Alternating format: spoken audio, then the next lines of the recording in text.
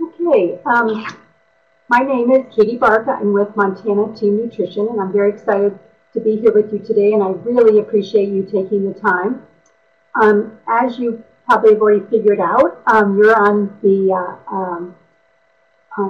all microphones are muted, and you can ask questions or comment on the chat box, which is on the top left of your screen.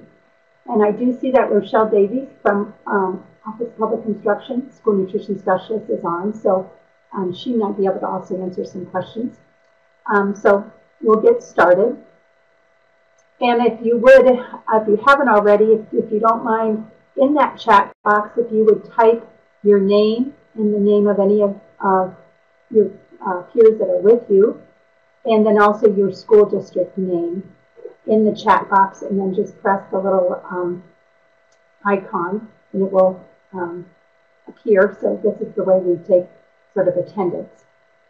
I also want to just draw your attention to the bottom left corner, which is where all the handouts are that I have uploaded, and you can download those from any time from right now through next Tuesday. And there is a certificate of participation there if you are keeping track and using this hour for your professional development. So we'll get started. So what I'd like to my objective for today is to really tell you about the school wellness policy, what it is and why it came about, and then go over some key elements of it that you would want to know from a school food service perspective. And then also give you sort of our 4 effective school wellness policy implementation components. And those are really the USDA requirements, but also they really help you sort of create a culture of wellness in your school. Go over some best practices, and then make sure you know about all the school wellness policy resources that are available through the Office of Public Instruction, Team Nutrition, or the USDA. And again, I did give you some of those resources in your file share, which is on the bottom left, in case you want to download them. Okay, so I don't know how long you have been in food service, but in 2004, actually, which is, gosh, 14 years ago already, the USDA passed the school wellness policy that really required any school in the nation, any school district that runs a school nutrition program, whether it be breakfast or lunch, needed to have their school board adopt a school wellness policy. And this requirement went into effect in 2006. So again, it's been on the books for about 12 years. And in that, the reason it came about is, as you may know, our childhood obesity and overweight percentages in our nation tripled since 1980. And unfortunately, if you've heard the news this week, our nation tracks the rate of obesity from preschool level through adults. But unfortunately, those rates of obesity and overweight continue to increase. So that's why it's really important that with your help and the help of your administration, teachers, nurse, parents, students, you do create a culture of wellness, because it helps kids with maintaining a healthy weight. But also, as you know, kids learn better if they are healthy. And it also can directly impact your own health if you have a healthier school environment to work in, because there are more chances that you'll be able to make healthy choices, same with your peers. Oh dear, what happened here? It looks like okay, I don't know what happened there, but the next slide shows that the school wellness policy, will go over what it actually covers, but the whole goal of the school wellness policy is to really create a healthy school nutrition environment. And the components of the school wellness policy are listed on this slide. And when you were thinking about what your job is, you'll see that many of these things listed on this you may have control over. Some of them you may not. But obviously you are in charge or work in the school nutrition program, which is really what I call the nutrition heart of the school. And that's where the foods that you sell through your school meals program, but also a la carte, really help kids make healthy choices. What foods are marketed? Food and beverage marketing is part of the wellness policy, and that's where, with the most recent wellness policy regulations, schools do need to try to promote and market the foods that really meet the Smart Snack rule that are healthy. Other things that are in the wellness policy are foods that are maybe sold in vending machines, student stores, nutrition education for students, physical activity, nutrition promotion, which you hopefully are involved in, and what you're doing to promote with nutrition in your cafeteria, or if you're working with teachers or parents on doing a taste test to help promote maybe expanding kids' food choices. So these are all things that are part of the wellness policy. And this is where, obviously, you are not in charge of all these things, so that's why it's important when we talk about having a committee to really implement the school wellness policy. It's very important that you serve on it, but that there's other people on it that maybe obviously represent teachers, because what is given away in the classroom as far as student rewards or class parties obviously send a nutrition message. So the whole goal of the school wellness policy is really to provide students with a consistent nutrition message that really helps them learn about healthy foods and be able to practice making healthy choices. And that's where the cafeteria is obviously a way that they can do that. And I guess I would ask you, and this is where I would love to have you type in the chat box, one thing that you do in your cafeteria that really makes your cafeteria, or if it's not a cafeteria, it may be a gym, your lunchroom, promote healthy eating and good nutrition. So do you mind typing in one thing that you do, whether it be obviously the menu, but is it colorful salad bar? Is it nutrition posters? What's one thing that you do to help kids access healthy foods and or teach them about nutrition? So I'll let you type and then we'll share.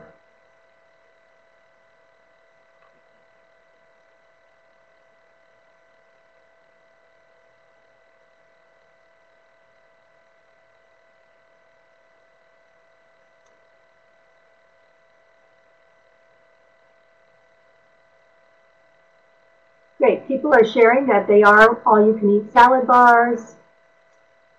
Good. Anything else? Anybody else like to type in anything?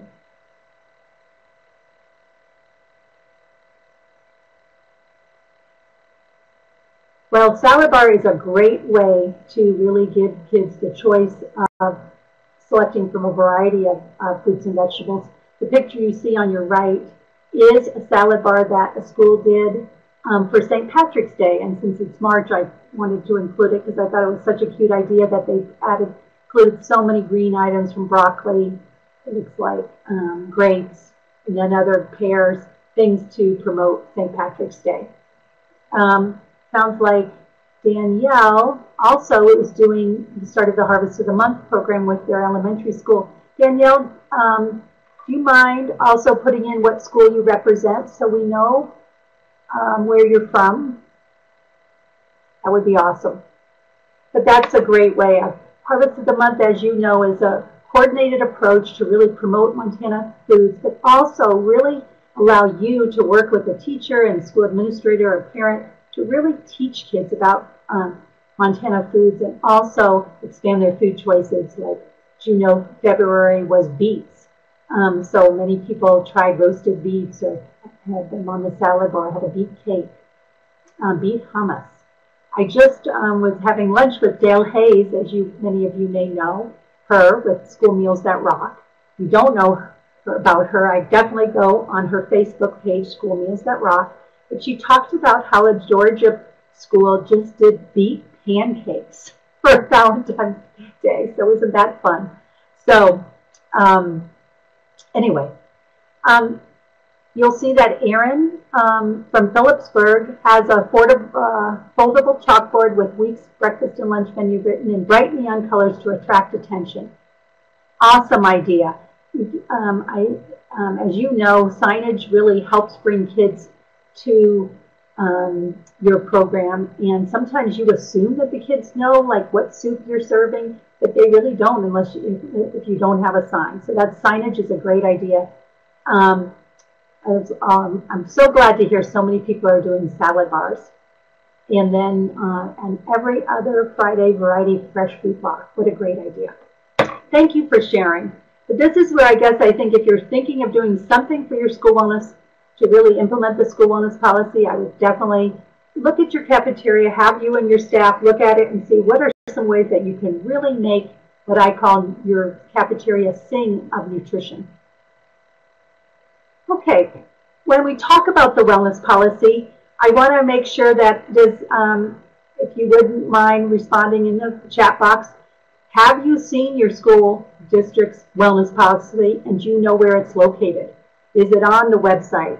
Have you asked your administrator about it? Want to make sure you know that it is on your MAPS, you know, the meal application program that OPI uses, that you use, but it is your school clerk or somebody needed to upload that to MAPS under your school, so it's always there if you need it. But is there anybody on that has not seen their school wellness policy for their district? If you haven't, you definitely want to make sure that you know where to get it. You can ask your school superintendent, or if your district, your school clerk should know about it, or you can go on MAPS and you can find it. Under the application section, you go to checklist summary, and then under school nutrition programs, you will find it there. So,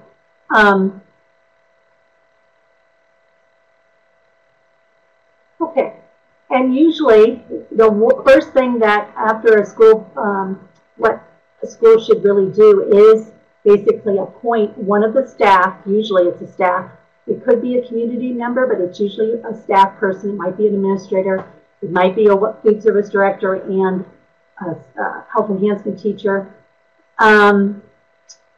Will be the wellness coordinator for the school district. And again, this is also listed in MAPS, but you want to know who that is because that's the person that usually is hopefully a wellness champion, and they are helping really lead the wellness activities. So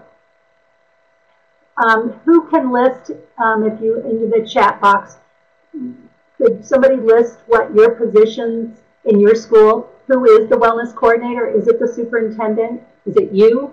Or is it the clerk? It really does vary. Sometimes it's a school nurse, but you do definitely want to know who that person is. It looks like Tamara and Shelley, who are from Harlow. It looks like you know that the school wellness policy is in the school clerk's office. And yeah. Okay. If you don't have a wellness committee, this is something that you may want to look at encouraging your superintendent to start one so you actually keep wellness alive. Because a lot of times if a policy is passed and not doing any, don't have a wellness committee, oftentimes the plan isn't implemented, and it's important that there may be things that you want to do, or that your schools, like if you just started Harvest of the Month program, that's a great way to really implement wellness through a coordinated approach. Okay, so the 4 really recommended ways to implement your school wellness policy are listed here. So I want you to try to think about, remember these, and we'll talk about each one of them. But the first thing is that a wellness policy is really designed to address the needs of the local school. So it may look different in every district. And that's where you want to make sure that you have a variety of stakeholders on your wellness committee so they can represent the things that are important to your school and to your students. That's where some schools that may be interested more in looking at what they're doing with their food service or physical activity. And because everybody's so busy, they may only look at doing a wellness activity around nutrition one year and maybe physical activity the next year. But gaining stakeholder input is very important. Assessing your progress. Like I said, this wellness policy was passed and really implemented over 12 years ago, and so it's really important, I find, to actually look at what your school's done, what their strengths are around wellness, and maybe what are some opportunities that you can work on in the future. Setting a goal and monitoring progress and outcomes is important. And then communicating to the stakeholders, whether it be obviously from the committee to the administration to students to staff, because a lot of times as new staff get hired, you may not, they may not know about the wellness policy and what the expectations of your school wellness policy are. And so that's where it's important to communicate. And also as parents obviously want the best for their children. They'll be excited to hear what are the steps that your school district is taking to really create a culture of wellness that supports their children in making healthy choices and learning about nutrition.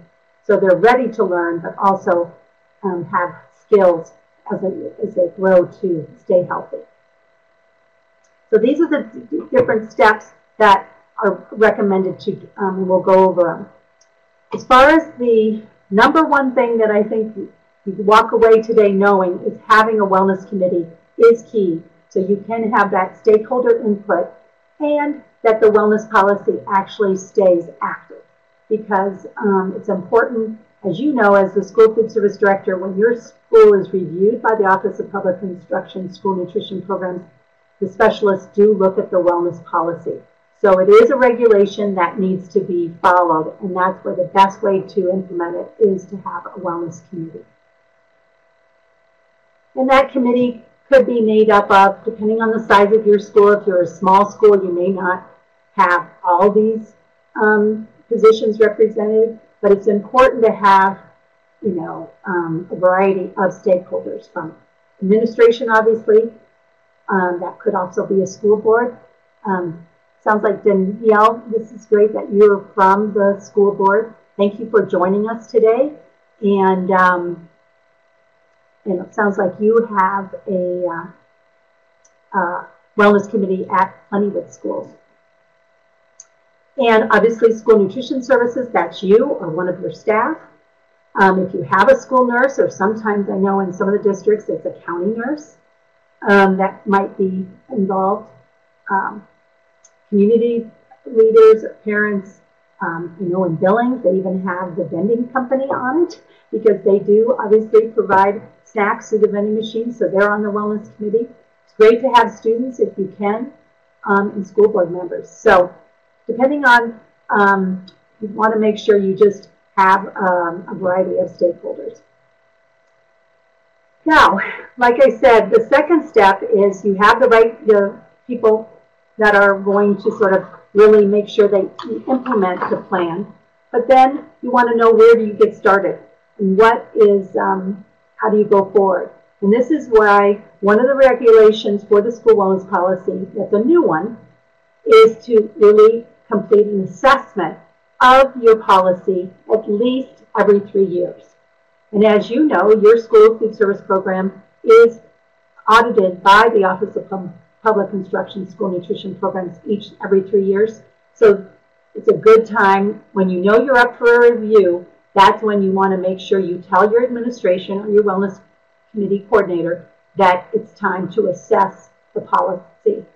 And there are different assessment tools that you can look at. We did develop one called the Montana School Wellness Policy Assessment, and the link is on this right here that you can go to, and I'll show you an example of what it looks like. But there's other ones from the Centers for Disease Control, which is CDC, or Fuel Up to Play 60 has a program that the students actually do, which is a great way to teach them. And Action for Healthy Kids also has a tool. So it really depends on what you and your committee decide to use. I just was going to show you the tool that is offered free through Montana Office of Public Instruction. It's on their website under School Wellness. And this is where if you go to the OPI website and you go to School Nutrition, you will see a School Wellness website, and it's right there where the arrow is. You click on that, you'll go directly to the survey. And the survey it looks like this. I know you can't see this very well, but it basically walks you through what are the requirements of the school wellness policy, but it also allows you to sort of select a goal in one of the areas of wellness and then come up with an action plan to implement it. I did give you on your handouts that are on the bottom left, the file share. If you look at the this file, I don't know if you can see that, but it's called wellness_district.pdf file. That is the survey that we developed. That's the actual survey. You can actually read it over. You can print it off if you want and get all the information, and then have one person from your committee go to this website and actually complete it. That's the easiest way to do it, because that way you will have the information, and the way that the survey is set up, it's really sort of computer sensitive, that you want one person at one computer, or at least the same computer, completing it. You can complete part of it and save it, and then go back to it if you need to, but if you did want to download this wellnessdistrict.pdf, that is the survey. You can get the information and then have one person go to the survey and complete it. And the thing I really like about this survey is that it shows you what your strengths are and all the things you've already done. And I think you should pat yourself on the back, because we are so proud of what the steps that the schools have done around wellness, from improving and really expanding the choices they offer to students in the cafeteria, but expanding nutrition education through, like, example of Harvest of the Month, or making your cafeteria a smarter lunchroom as far as what steps you do to nudge your students to really make the healthy choices, to physical activity. One of the strategies that you may look at is implementing a recess before lunch policy. And that's where that might be something that, if your schools are interested, you can look at that. So there's a variety of things that you decide what you want to do, and maybe just doing one thing a year, and that's okay. Any questions on the school assessment report from Montana, or any questions? If you have any questions, just feel free to type them into the chat box about the assessment piece. This is just an example, and I apologize, you can't really see it, but this shows that basically just part of the survey that goes over the different components of wellness, and nutrition guidelines being one of them. And it asks you questions, like the first question is the school nutrition manager a certified food handler as determined by the ServSafe training? And you either select 1 for met, 2 for not met, 3 in progress, or 4 not applicable. And that's where you go through each question, and and that's where you can say that if you have already, your manager is ServSafe certified, you've met that. That's a best practice. So it's a very simple survey. I think the hardest thing is to get the information, and that's why we suggest printing off, downloading that Wellness District file, printing it off, and then getting the information and having one person go and then enter it into the computer and press the submit button, and then you'll have a copy of it. You can take this, this survey, you'll get the copy of it, a PDF, you can post it on your website so parents in the community know about it. You can use it as your plan. Okay, moving on to, from the assessment piece, once you've gone through that, you will have answered questions about all these types of nutrition or school wellness policy goal areas. These are the 5 areas. Obviously, you are, as the food service director or staff, are involved with the majority of them. Nutrition guidelines determines what is sold and served on school campus. That's something you're obviously directly involved with. Nutrition education, you may be if you're doing Harvest of the Month, or you may be doing things in your cafeteria to teach kids. Nutrition promotion, you obviously are involved in if you're posting posters, or maybe having students actually announce what is served on the salad bar. Again, to promote the salad bar. Knowing like some schools, Libby, I think, school was actually having students be salad bar ambassadors, and they were really going around and promoting kids to select and make choices from the salad bar. Physical activity obviously is more involved with health enhancement or recess programs. That might not be something that you're involved in directly. And other school wellness topics. This can range from staff wellness to expanding your school breakfast program, which a lot of schools are doing to try to reach more students.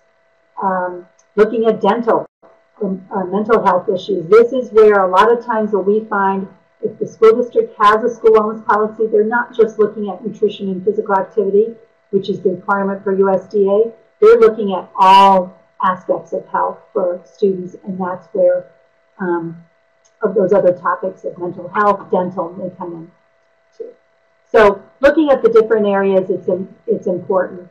And this is where what foods are sold to students beyond your cafeteria is something that we find, and I'm sure Jackie and Rochelle from OPI can sort of second, is that we find one of the challenges that schools are having are making sure that there are vending machines, student stores, fundraising is meeting the Smart Snack rule. That's very important, and that is oftentimes a major goal of the school wellness policy for schools, because it's a regulation that schools need to have snacks and beverages that meet the Smart Snack rule.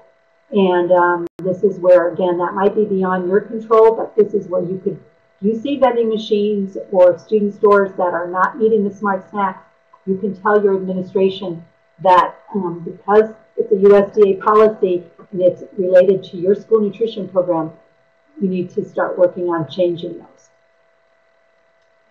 Besides the foods sold, nutrition promotion, and this is where I would just look at ways that you can really, again, make your cafeteria sing of good nutrition through posters, signage, colorful walls. I mean, some schools are actually painting, doing some murals on their cafeterias. They're making their cafeteria really shine of good nutrition. Taste tests are a great way to expand kids' food choices and promote good nutrition. That's why they're included in the Harvest of the Month, and we love hearing from you all how fun they are and how teachers and students enjoy them. Promoting nutrition on your school website and or social media. If you're looking for some good examples of how some schools have promoted nutrition on their website, I would look at Great Falls School District as a whole school wellness website. And then Big Sky School District also has a wonderful wellness website that they have really listed all the things they're doing to really promote good nutrition to their students. Foods and beverages provided but not sold to students is part of the wellness policy, and this is where it's really, again, up to your committee what your policies are going to be around this. Using non-food rewards in the classroom is important. And this is where, again, training and maybe just awareness to the teachers is very important. And that's where some schools, like Whitefish School District, came up with a school wellness toolkit that they make sure all teachers have access to, because, again, as new teachers come on board, they want to make sure that they know that we don't want to give our kids candy for a reward, because it's just adding to extra calories. It can affect their dental health, and we want to, again, reward them with physical activity because we want to make sure kids are physically active. Your school parties are also part of the school wellness policy, and that's where, again, it's up to your school on how you handle that. But again, if you can try to have a common sense approach that if it's a class party, having some healthy foods there and not just having it all sugar. I'm sure the teachers would appreciate that, so the kids aren't bouncing off the walls from the sugar. So, but again, these are decisions that your school wellness committee make, and that's why it's so important to have an active wellness committee. Fundraisers also are part of the school wellness policy and Smart Snack Rule. And this is where, again, we're trying to give kids a consistent nutrition message that health is important, and so trying to have fundraisers that support health. Many schools are doing walkathons or fun runs, different things, maybe selling, like FFA sells fruits, but trying to have fundraisers that, again, support health is a good idea. And there's a lot of different ideas for doing that. One thing I just want to clarify, if you have a fundraiser that is like a piece of paper that the kids get at school, it might be, and they go home and they sell things, and some of those foods obviously maybe don't meet the Smart Snack Rule, that is allowable because it's not happening during the school day.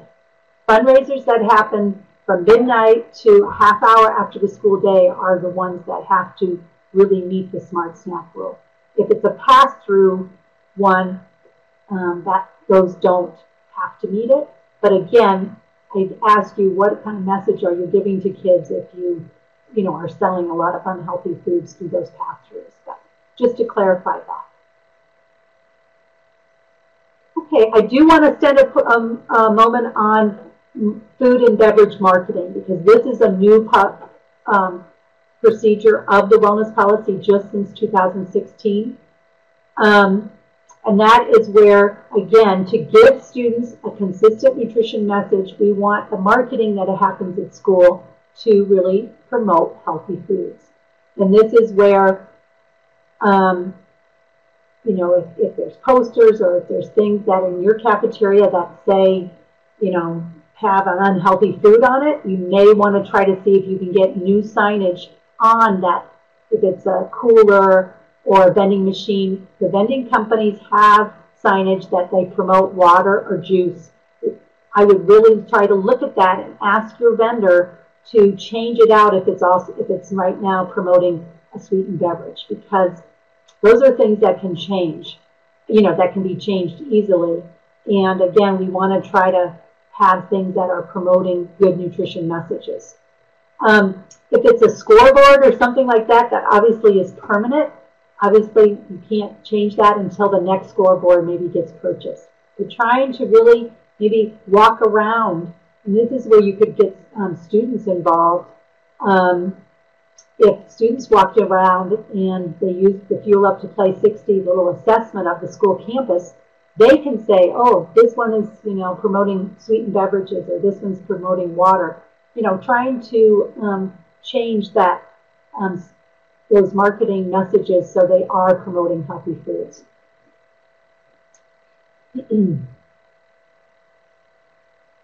Okay, other school-based activities that you may look at that are part of the wellness policy, and this is where I guess I'd really like to commend many of your school districts, because taken a lot of steps to try to really have a comfortable cafeteria and promote the best access to healthy foods through your policies, is that some schools have started like a grab-and-go lunch or a grab-and-go breakfast or second chance breakfast, some schools call it, if they are offering breakfast like that, grab-and-go or breakfast in the classroom. Those are great strategies to really increase the access to breakfast for students. Recess before lunch scheduling is one that is a best practice that we recommend, because it really helps provide kids with a lot of times more time to eat because they're not rushing to get outside to play. Procuring local foods is another strategy that not only helps our local economy, but a lot of times kids can taste the difference between a local apple that is more flavorful than one that's been maybe sitting in storage for a year or 6 months. Looking at weekend backpacks to really address food insecurity issues in your community, staff wellness, nutrition education through gardening or classroom activities. So there's so many different school-based activities. It really depends, again, and that's why the assessment tool will go over different things give you ideas, but this is where it really depends on what your school wants to do. Nutrition education, I just want to mention, and this is where you can be involved with nutrition education through the Harvest of the Month program. Some schools use the CATCH program in their cafeterias called Go, Slow, and Low Foods to teach kids that the Go foods are all the really healthy foods, where the slow foods might be ones that you only want to have occasionally, and then the low foods you want to try to avoid. I know Frenchtown uses that, and a lot of the Missoula schools use that kind of nutrition promotion to teach kids. This nutrition education might be something if you are asked to come into a classroom to go over how you plan your menu, but really just depends on if you're partnering with teachers. But this is, nutrition education might be done in the classroom and or the after-school program. Physical activity in education, this again is done through your health enhancement teachers. And I see that my slides are not compatible with this. There were some graphics on here, but this is where, again, it's recommended for kids to get at least an hour a day of physical activity to stay healthy. And schools do it through their health enhancement classes, their sports programs, intramurals, and now you've heard of the Project 150, which is a program that's occurring in elementary schools to make sure kids get 30 minutes of physical activity every day through some little brain breaks and physical activity breaks in the classroom. So a variety of things that are probably beyond your cafeteria. So moving on to how do we communicate the school wellness policy to our stakeholders. And this is where what we find that schools a lot of times post their school wellness policy on their website along with their maybe wellness rules. Because the policy really just states what you have to do, and that's where you want to give your stakeholders information on what you're doing. And that's where doing that assessment report can really clarify and clearly communicate to your stakeholders what you're actually doing. Some schools will have an annual staff in-service with their staff. It might be the back-to-school meeting to just make sure everybody's on board and make sure that the teachers know about the school wellness policy and where they can get information on, like non-food rewards or some active fundraisers. Some schools will also give an annual report to the school board.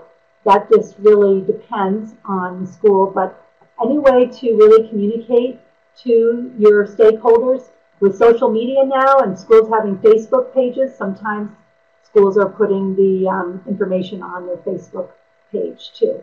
So depending on how it works for you, but you do want to make sure that everybody knows that what you're doing to really, your whole school committee is doing to promote wellness. As a parent, parents do want their kids to eat healthy, and they'll be excited to hear what you're doing to really promote good health in their kids. I do want to encourage you to, if you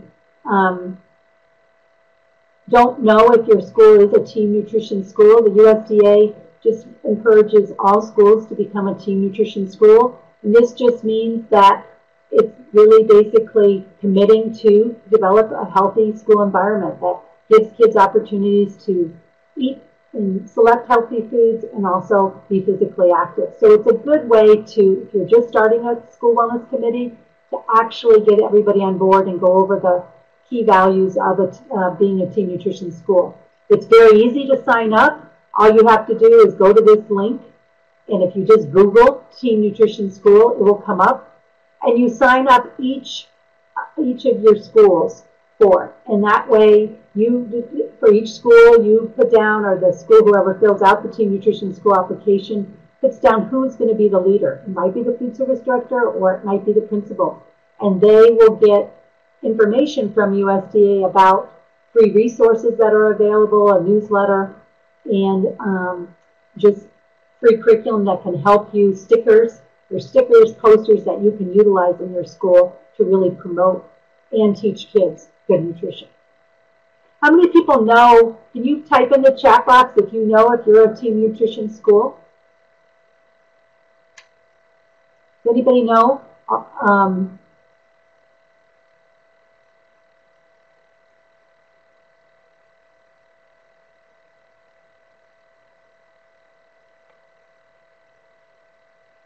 Oh, great.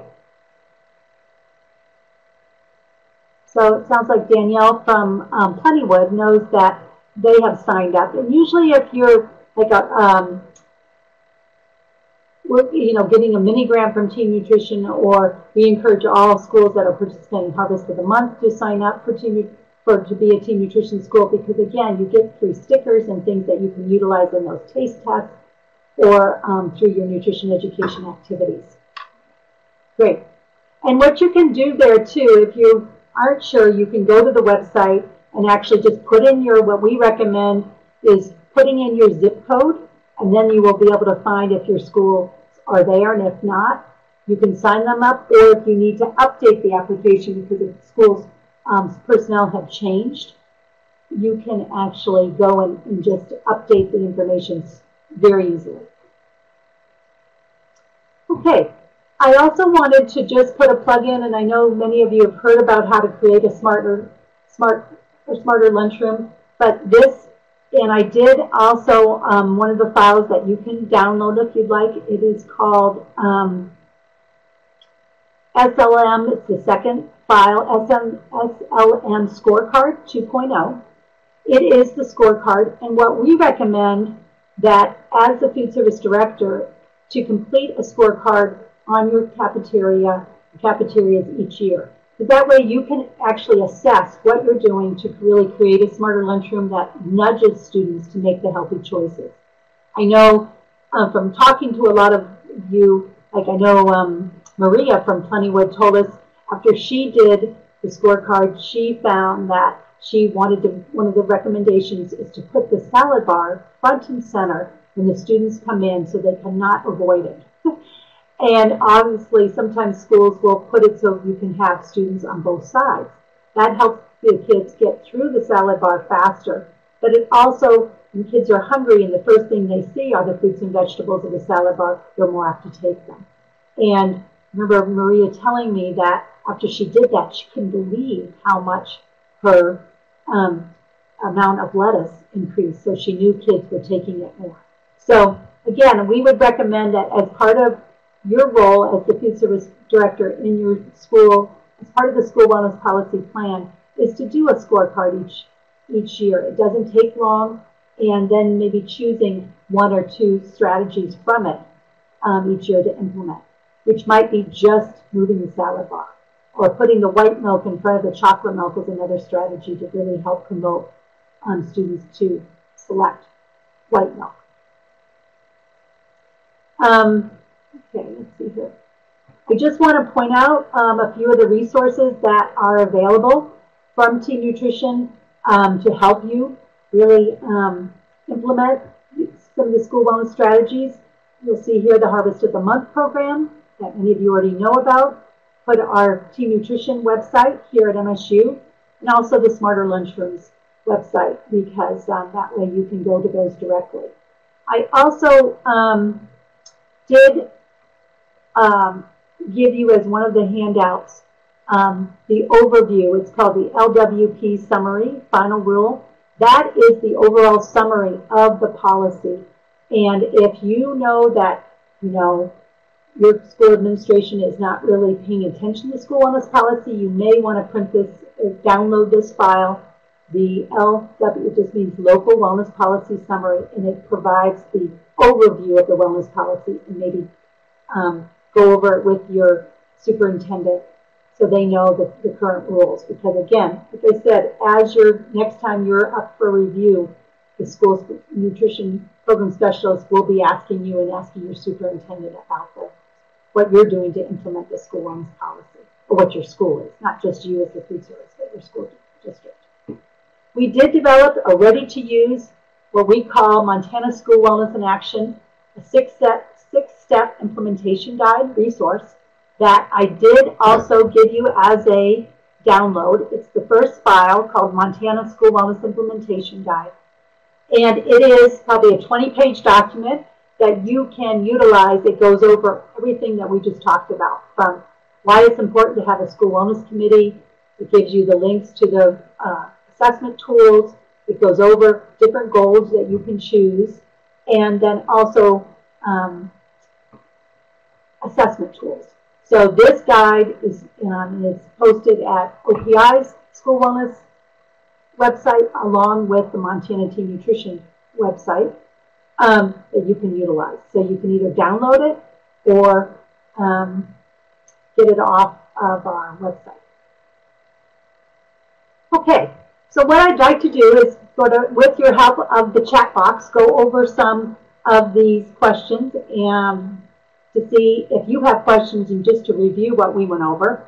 But also, I'd like to have time to have any questions from you, too. Any questions or comments before we get started on these? If you have anything, you feel free to type it in the chat box.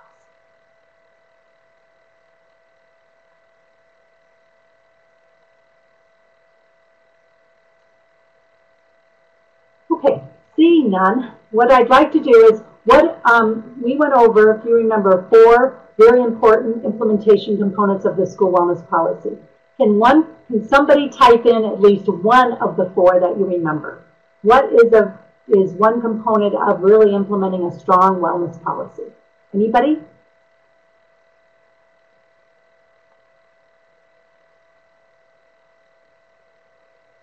Great. Assessment, yes, and that's where you really should start because that's where you can really see what your strengths and weaknesses are. Another one is obviously gaining stakeholder input, and that is what we find is the best way to do that is through having an active school wellness policy committee that may only meet 3 or 4 times a year, but it's important to keep it active. Good. Another one is setting goals. Awesome. You guys are great. Thanks for providing that those answers. So if we go on, okay, so 3 of the 4 were mentioned. So stakeholder input, assessment, goal setting, and monitoring the goal. And it might be just 1 goal a year. Could be more, but if you're working on recess before lunch, maybe in your elementary school, that is a big goal. It might take you all year. And then communicating is important and getting the word out. And that's the one thing we find that a lot of people don't know about it. And this is where, if you're trying to really facilitate some change in your district, you can always fall back on the foundation of that your school district has a wellness policy, and it's a federal law as part of the program, and it's important to do it. And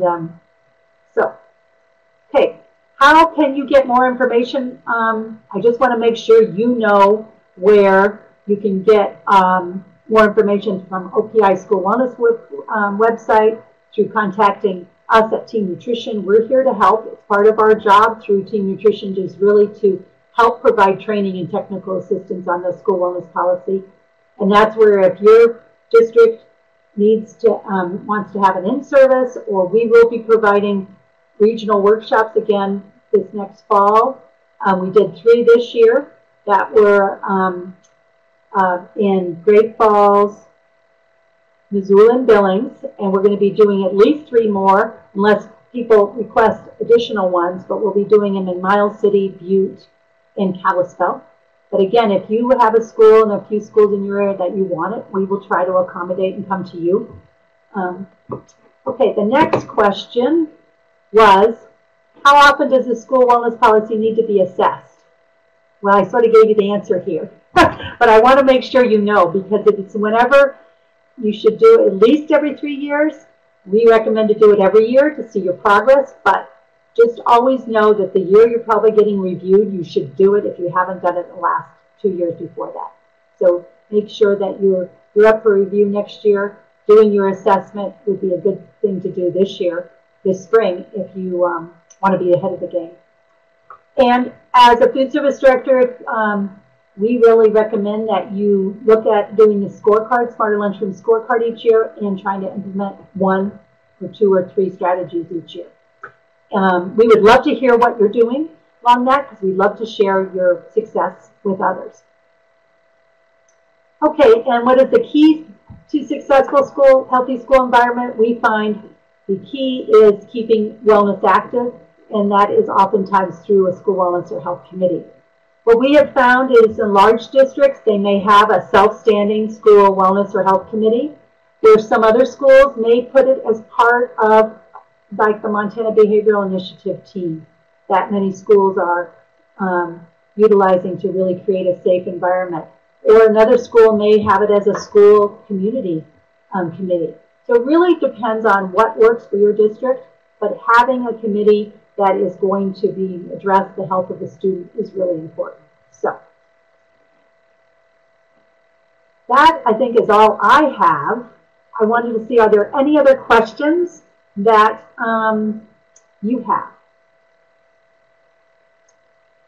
Okay, Danielle, I can get you a copy of Whitefish School Wellness Toolkit. I know Jay Stagg has given it to me and allows me to share it. And what I can try to do is upload it right in just a minute, even here, and then you can download it, and anybody else that wants it. Otherwise, I can also send it to you. I don't think it's a pretty big file, but I think I can get it to you. Any other questions? Anything else that you'd like to know about wellness?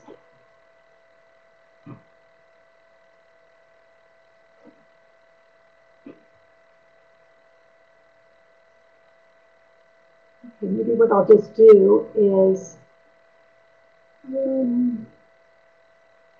have to remember where I put it. I'm going to have to send it to you, Danielle, and I'll also put it up here, but I'll do it afterwards in case somebody wants to download Jay Stagg's from Whitefish Wellness Kit. Okay. Well, I appreciate you guys being here today. If you have any questions or if there's anything we can help you with in implementing your school wellness policy, please let us know, because we would be happy to assist you in any way. My contact information is on this slide, and I really appreciate you taking the time today, and please let us know how else we can help you with this topic or other topics. Thank you guys, and have a great day.